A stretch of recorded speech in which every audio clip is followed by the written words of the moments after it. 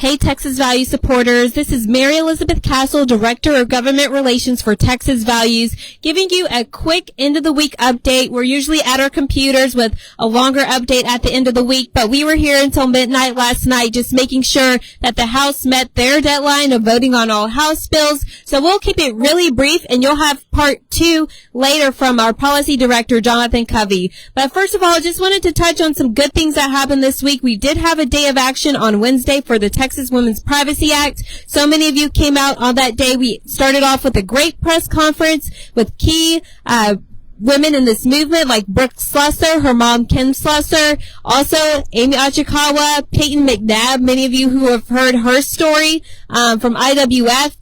So many great speakers at that press conference, got a lot of press coverage on SB 240, the Texas Women's Privacy Act, and where it is in the process. And then many of you came and spoke to your different members during that day. We gave you a briefing earlier in that day, sent you on your way, and you were able to talk firsthand to the state affairs members and your own rep about support of SB 240, the Texas Women's Privacy Act. Well, we're at the end of the week. We still have not had a hearing for SB 240, the Texas Women's Privacy Act. So continue to call Chairman King's office, continue to call state affairs members' offices, and make sure that we can protect women in the state of Texas and protect their private spaces.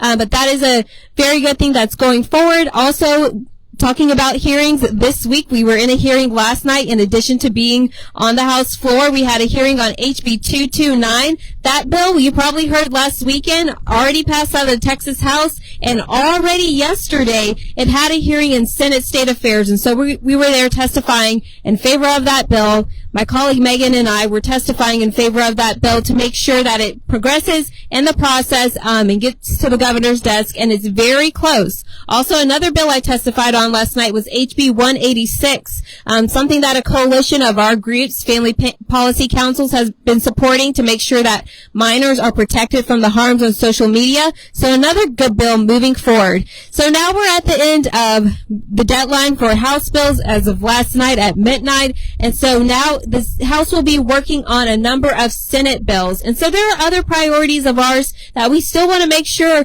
have their chance of getting to the governor's desk. One of those is SB 13. It's still in the Texas House Public Education Committee, but that's all it needs. It needs to just move forward, have a vote on the House floor, and then it can be law. And then you can have some clear policy to make sure that your schools know what to do in regards to library books. Also, HB 100, that was a very early victory, especially for a priority of our team.